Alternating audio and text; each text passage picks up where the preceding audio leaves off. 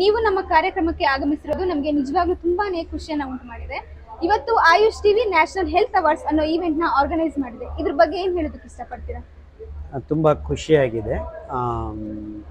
ಈ allopathic modern medicine ಸಿಸ್ಟಮಿಂದ ದೂರ ಬರಬೇಕು ಅನ್ನೋದು ಅತಿ ಮುಖ್ಯವಾದ ವಿಷಯ. ಯಾಕಂದರೆ ಔಷಧಿ ಇಲ್ಲದೆ ಮನುಷ್ಯ ಆರೋಗ್ಯವಾಗಿ ಜೀವನ ಮಾಡ್ಬೋದು.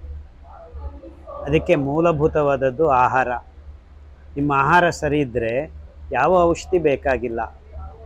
ಆಹಾರ ಸರಿ ಇಲ್ಲ ಅಂದರೆ ಯಾವ ಔಷಧಿ ಕೆಲಸ ಮಾಡೋದಿಲ್ಲ. ಸೊ ಈಗ ನಡೀತಾ ಇರೋದು ಅದು.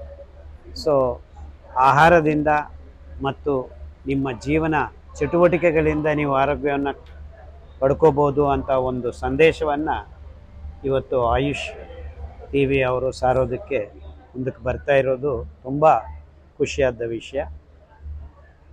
ಔಷಧಿಯಿಂದ ಅನಾರೋಗ್ಯವನ್ನು ತಡೀಬೋದು, ಔಷಧಿಯಿಂದ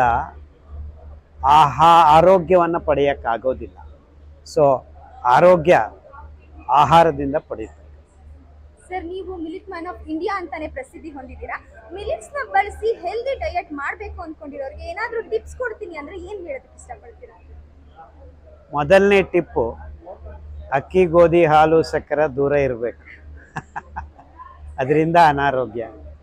ಸೊ ಮಿಲೆಟ್ಸನ್ನು ಚೆನ್ನಾಗಿ ನೆನೆಸಿ ಅಡುಗೆ ಮಾಡಿಕೊಳ್ಳುವುದು ಅದ್ಭುತವಾದ ವಿಷಯ.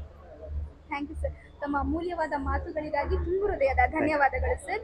Thank you very much.